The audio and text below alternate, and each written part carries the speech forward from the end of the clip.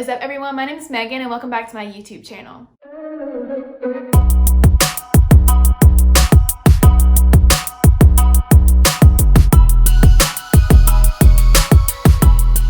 So in my videos, I like to discuss lifestyle hacks, personal development tips, and beauty recommendations.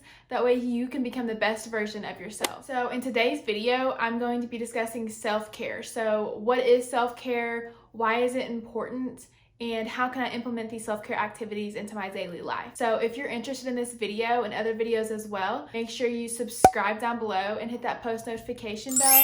That way you can be informed whenever I upload a new video. So self-care to me is maintaining inner wellness and a healthy relationship with yourself. Whenever you promote self-care and practice these activities in your daily life, you're not only mindful of your needs, but then you're able to transmit that positive energy to other people and help them promote self-care in their lives and practice these activities too. So I like to practice and promote 4 different self-care pillars. So those are emotional self-care, practical self-care, physical self-care, and then mental self-care. So each of these different pillars really allows me to divide up where my self-care goes, and that way I'm making sure that I'm implementing the different versions of that to become the best version of myself. So the first pillar of self-care is emotional. So emotional self-care is ability to connect and then process your emotions. So some ways that I like to practice emotional self-care is through listening to music and or journaling or writing out your thoughts. So when you walk out and ask anybody what their favorite genre of music is or who their favorite artist is, they often have an answer for you right at the top of their head or a few different answers. Many people often don't know that listening to music is a way to practice self-care. You can really listen to those lyrics to the beat of the song and really help you disconnect from everyday life and tasks and really spend that time on yourself listening and digesting the music. So if you're doing different tasks, doing the dishes or cooking or whatever you're doing, if you just turn the music on a little bit and just have that listen in the background, you'll find that the task is not only more enjoyable, but you're able to get it done a lot quicker. The next is writing out your thoughts. So we often have so many thoughts in our head going at once, so it can get really difficult in dividing out these thoughts and understanding what they are and where they're coming from. Spend some time every other day writing out your thoughts. If you have a lot going on, you write out those thoughts. That way you can actually understand what they are and where they're coming from.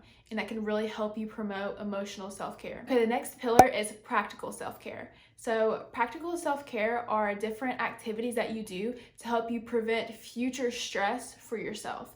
So an example of practical self-care, developing a budget or watching YouTube videos on personal development. That way you're preparing yourself for the future and what is to come. And I talk more about personal development and how to set goals in my last 2 videos. So if you're interested in that, I'll have both of those videos linked down below for you. Another small task you can do to practice practical self-care is doing 10 or 20 minute tidies. So you'll notice that if your space is cluttered, you can feel a lot of stress come on yourself. So just set a timer for yourself, go around, clean up your room, clean up the house, do the dishes, and just do that for 10 or 20 minutes. Do that every so often throughout the day or every other hour. Then before you know it, the entire place is cleaned up, and then you're preventing that future stress for yourself whenever you actually have to do other tasks and emulsify yourself in your work or school, and that way you don't have to focus on those little mundane tasks of doing the laundry or doing the dishes. Okay, the next pillar of self-care is physical self-care, and this one's a little more self-explanatory. So physical self-care is just improving your overall wellness and your physical well-being. So some things that I like to do is I like to go for walks. I like to track my daily water intake, so I'm making sure that I drink enough water throughout the day. And then I also like to make sure I get at least 3 workouts in a week. And those can be small 10-minute YouTube video workouts, or they can be when I actually get up and go to the gym for 45 minutes to an hour. But I just make sure that I get in those at least 3 workouts a week, not just for my fitness goals or my overall physical self-care, but it can also transform over to my mental self-care as well, that I'll talk about next. Another way I promote physical self-care is through a self-care routine. I like to have products within a budget that I use for myself within my self-care routine. I like to use different face moisturizers or body scrubs or body washes. Just take that time for myself. So some of the products that I like to use, I'll link those down below for you in case you're curious and if you want to purchase those as well. The next pillar of self-care is mental self-care. And I find that if I practice all the other pillars of self-care, this mental self-care aspect will usually fall into place for me. Mental self-care is overall stimulating your mind. So some extra things that I like to do to stimulate my mind sometimes whenever I'm not taking courses is reading books or self-care books or personal development books. Taking that time out of my day to read 10 pages of that book, and I'm spending that time on myself and stimulating my mind.